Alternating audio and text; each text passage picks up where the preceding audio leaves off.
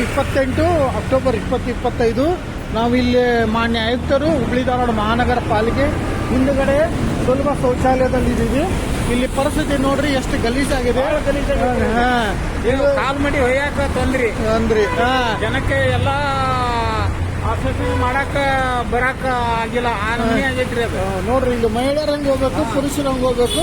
ನೋಡ್ರಿ ಗಲೀಜ್ ಇಷ್ಟಿದ್ರೆ ಇದೊಂದು ಸುಲಭ ಶೌಚಾಲಯ ದುರಸ್ತಿ ಮಾಡಕ್ಕೆ ಇವ್ರಿಗೆ ಆಗ್ಲಿಲ್ಲ ಅಂದ್ರೆ ಮತ್ತೆ ಇವ್ರು ಏನು ಉಪಯೋಗ ರೀ?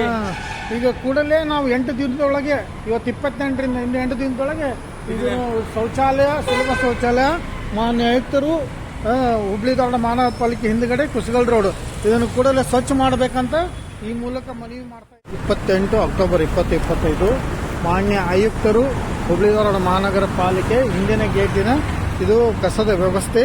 ಇಲ್ಲಿ ಈ ತರ ಕಸ ಚೆಲ್ಲಿದ್ದಾರೆ ಮತ್ತು ಮುಂದ್ಗಡೆ ಒಳಗಡೆನೆಲ್ಲ ಗಲೀಜು ಮಾಡಿದ್ದಾರೆ. ಮತ್ತು ಇದು ಸುಲಭ ಶೌಚಾಲಯ, ಇದು ಸಾರ್ವಜನಿಕರಿಗಾಗಿ ಕಟ್ಟಿಸಿದ್ದು ಉಪಯೋಗಿಸಲು. ಬಟ್ ಇವರು ಹಾಗೆ ಇದನ್ನು ಕಟ್ಟಿಸಿ ಹಾಗೆ ಕೆಡವಿದ್ದಾರೆ.